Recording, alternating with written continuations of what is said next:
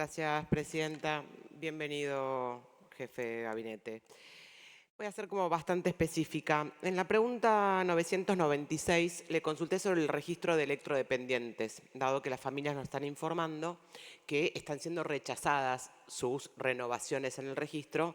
Para aquellos que no saben, esto garantiza por parte de las empresas, no por parte del Estado, no es plata que pone el Estado, que aquellas familias, aquellas personas que necesitan estar conectadas a la energía eléctrica para mantener su vida, tengan por parte de las empresas un acompañamiento.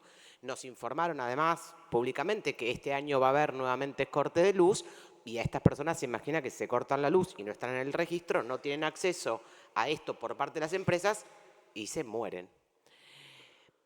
Me contestan que me habían informado a otra senadora en esta respuesta en la 519. Entonces voy atenta a la 519 y encuentro información súper relevante sobre yacimientos carboníferos Río Turbio.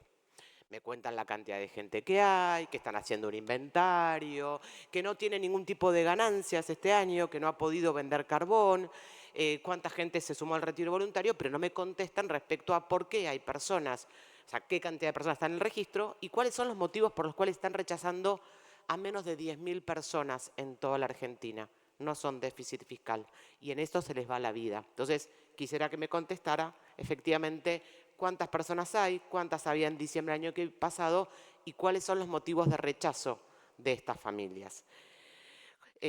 Por otro lado, en la pregunta 1007 le consulté sobre si tiene previsto garantizar o de qué manera que no se continúe achatando las diferencias en las escalas jubilatorias.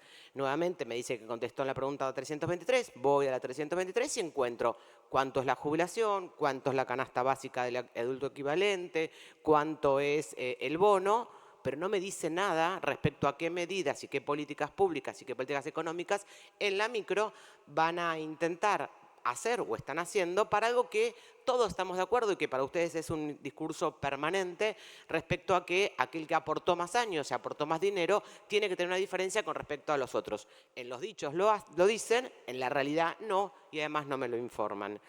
En la pregunta 1027 le pregunté respecto a los funcionarios de línea de Poder Ejecutivo Nacional, algo que le había preguntado también al anterior jefe de gabinete, cuántos se encontraban en funciones previo a diciembre del 2023, cuántas designaciones estaban pendientes y qué porcentaje representaban estos porcentajes de personas que venían de las funciones anteriores. En ese momento, el jefe de gabinete anterior me contestó que 1.867 funcionarios de primera línea seguían siendo el gobierno anterior. Le vuelvo a preguntar para ver cómo habíamos avanzado y me dicen que lea el boletín oficial. Bueno, los senadores no podemos estar todo el día leyendo el boletín oficial. Toda la información que usted brinda acá es información pública. Lo que hacemos es un ejercicio que usted tiene contabilizada, seguramente tiene un Excel, alguna planilla, algo que facilita esa información y no que esté yo leyendo todos los días el boletín oficial, leyendo quién estaba antes, quién viene. Esa información usted la tiene, si me la podría brindar, que es simplemente qué cantidad de funcionarios de primer línea estaban antes de diciembre del 2023 y cuáles todavía deben reemplazar. En relación al cumplimiento de la Ley Nacional 27782 que aprobamos en este Congreso, que tiene que ver con la emergencia ambiental, económica y habitacional en la provincia de Córdoba, que ya tuvo sanción, quisiera saber cuál fue la asignación presupuestaria que se le dio, sobre todo porque el bloque oficialista decidió no acompañar, cuál fue la asignación que tiene, cómo llegó ese dinero a la provincia y cuál fue la que estuvo destinada a mitigar sobre todo los efectos económicos y ambientales derivados de estos incendios. Y por último, yo sé que no está en el informe porque esto sucedió hace muy poquito, preguntarles si ustedes creen que el flagelo de la trata de personas, sobre todo mujeres y niñas, es real o es un invento del mundo occidental, porque hace muy poquito acaban de eliminar el fondo fiduciario de asistencia a las víctimas y a la lucha contra el crimen organizado. Le pregunto porque yo estoy en contra de los fondos fiduciarios y de hecho lo acompañé en la eliminación, pero en el presupuesto que ustedes nos enviaron, que ojalá lo podamos aprobar en este Congreso, estaban de los 29, 25 fondos fiduciarios vivitos y coleando, con presupuesto, por más que tienen la competencia y por más que han dicho que no les interesa que estén, se dio toda una discusión durante este año, están todos. Pero casualmente eliminan este.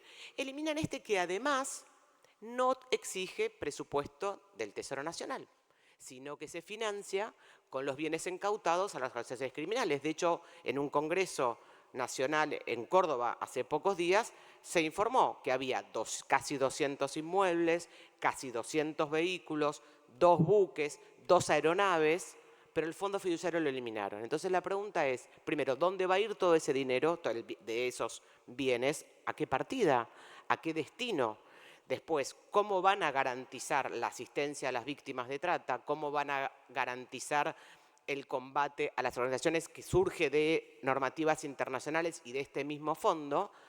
Y después, perdóneme que le pregunte si ustedes creen que, insisto, que el flagelo de la trata de personas es un invento del mundo occidental, porque no entiendo si no es una cuestión de déficit fiscal, si no eliminaron en el presupuesto todos los fondos fiduciarios que existen y que tienen la competencia para poder eliminar, ¿por qué justo este? Que además no requiere dinero del presupuesto del Tesoro Nacional.